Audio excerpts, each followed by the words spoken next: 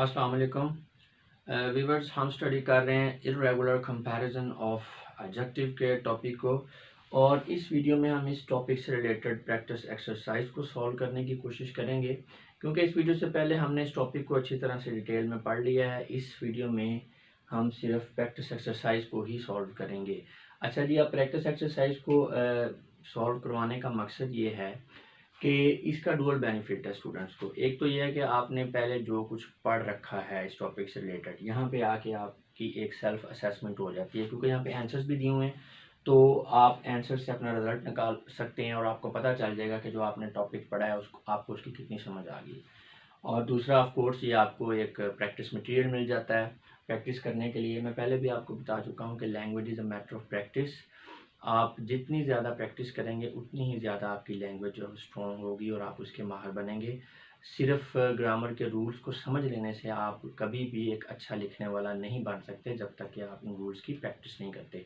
तो इसीलिए हमारे चैनल पे जो सिस्टम है हमारा पढ़ाने का वो यही है कि जब भी एक टॉपिक ख़त्म होता है तो हमारी कोशिश होती है कि उससे रेलेवेंट जो है हम प्रैक्टिस एक्सरसाइजेस को ज़रूर सॉल्व करवाएं, ताकि स्टूडेंट्स की असेसमेंट भी हो जाए और उनको प्रैक्टिस मटेरियल भी अवेलेबल हो जाए, और ये सॉल्व होती हैं सारी, अनसॉल्व नहीं होती। तो इसकी कोई लिमिट नहीं है, जितनी ज़्यादा आप प्रैक्टिस करें उतना ही आपके लिए बेहतर है। लेकिन यहाँ पे हम बहुत ज़्यादा प्रैक्टिस मटेरियल नहीं अवेलेबल करवा सकते। कोशिश मेरी होती है जितना ज़्यादा मैं स्टूडेंट्स को प्रैक्टिस मटेरियल अवेलेबल करूँ यहाँ पे चैनल पे।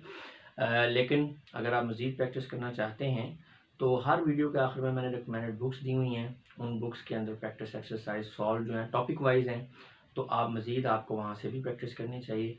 बुक्स के हवाले से मैं आपको बता दूं कि सारी ही बुक्स परचेज़ करने की ज़रूरत नहीं है। एक वक्त में आपने जस्ट एक आध या दो बुक्स के से आपने जो है वो कंसल्ट करना है उनको। उसका तरीकाकार ये है कि बुक शॉप पे जाएं, सारी बुक्स को एक मरतबा देख लें, जो आपको सूट करती है एक वक्त में एक दो परचेज़ कर लें। जब वो ख़त्म हो जाए, मज़ीद ज़रूरत हो तो मज़ीद आप बुक परचेज़ कर लें। और डिफरेंट ग्रेड्स की, डिफरेंट लेवल्स की बुक हैं। डेफिनेटली इंग्लिश प्रोफिशेंसी की जो रिक्वायरमेंट्स हैं वो डिफरेंट लेवल्स के लिए डिफरेंट होती हैं। मतलब एक 8th का स्टूडेंट है, एक मैट्रिक का स्टूडेंट है, ग्रेजुएशन है, एक कॉम्पिटिटिव एग्जाम में अपीयर होना चाह रहा है, तो उनकी रिक्वायरमेंट डेफिनेटली डिफरेंट होगी। तो रिक्वायरमेंट के हालात लिहाज से जो है बुक्स मैंने सजेस्ट की हैं, तो आप अपनी रिक्वायरमेंट के लिहाज से बुक को चूज़ करें, आप उनमें मज़ीद प्रैक्टिस करें। खैर, यहाँ पे भी एनफ मटेरियल है। इंशाल्लाह उम्मीद है कि यहाँ पे जो चैनल पे प्रैक्टिस एक्सरसाइजेज दी हैं उससे ही आपका जो है मसला हल हो जाएगा। इस प्रैक्टिस एक्सरसाइज की ख़ास बात यह है कि यहाँ पे इस एक्सरसाइज में कैटेगरीज बनी हुई हैं, टॉपिक वाइज जो हैं वो क्वेश्चंस दिए हुए हैं। जैसा कि हमने ये father and further, older and Elder, nearest and next, ये सारे हमने अलग-अलग से स्टडी किया है इनको इरेगुलर कंपैरिजन ऑफ एडजेक्टिव के टॉपिक के अंदर। तो अब टॉपिक वाइज ही फिर इनकी जो है ना एक्सरसाइज को अरेंज कर दिया, ताकि जब आप इनको स्टडी करें टॉपिक्स को, तो आपको फिर प्रैक्टिस जो है वो भी टॉपिक वाइज आपकी हो जाए। ठीक है, तो ज़्यादा आपके लिए इसमें बेहतर है। आप करेंगे तो आपको इस बात की समझ आ जाएगी।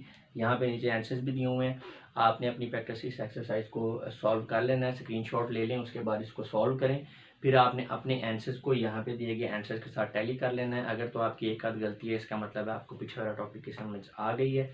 लेकिन अगर आपकी गलतियाँ ज़्यादा हो रही हैं तो उसका मतलब है आपको मज़ीद अभी इस टॉपिक को समझने की ज़रूरत है। तो पीछे जाएँ, टॉपिक को दोबारा पढ़ें, इसको रिपीट करें बार बार, फिर एक्सरसाइज को सॉल्व करें। इसके अलावा बुक्स में जो एक्सरसाइज दी उनको भी सॉल्व करें। तो जब आपके एक सेटिस्फैक्ट्री मार्क्स नहीं आ जाते एक एक्सरसाइज के अंदर, उतनी देर तक आपने कोशिश करनी है कि नेक्स्ट टॉपिक में ना आ जाएं। तो एक टॉपिक को क्लियर करें, फिर नेक्स्ट में जाएं। यहाँ आंसर में थोड़ा सा प्रॉब्लम है, जगह कम थी, ज़रा बारीक लिखा हुआ हो सकता है आपको समझ ना आए, तो मैं बोल के भी आपको बता रहा हूँ। तो अगर आपको लिखा हुआ समझ ना आए तो आप सुन के जो है अपने आंसर्स को टैली कर सकते हैं। तो मैं बोलने लगा हूँ 1 फर्दर, 2 फर्दर, 3 फार्दर, फादर और फर्दर तीसरे में दोनों ही हैं। चौथा further, 5th further, 6 elder, 7th older, 8th elder, 9th older, 10th elder, 11 nearest, 12 nearest, 13 nearest, 14 next, 15 next, 16 later, 17 later, 18 double T वाला लेटर, 19 डबल टी वाला लेटर, 20 डबल टी वाला latter, 21 eldest, 22 oldest, 23 eldest, 24 oldest, 25 oldest, 26 last, 27 last, 28 latest, 29 last, 30 latest. तो viewers, मुझे उम्मीद है कि इस exercise को सॉल्व करने का आपको बहुत ज़्यादा फ़ायदा होगा। ये सेल्फ टेस्ट है, आपके लिए सेल्फ एवेल्यूएशन है। तो अब मैं आप लोगों से इजाज़त चाहूँगा। इस एक्सरसाइज के बाद हमारा ये वाला जो टॉपिक है इर्रेगुलर कंपैरिजन ऑफ एडजेक्टिव, ये कंप्लीट हो गया है। अब मैं इजाज़त चाहूँगा आप लोगों से। आपकी समातों का बहुत बहुत शुक्रिया। अपना बहुत सा ख्याल रखिएगा। खुदा हाफिज़।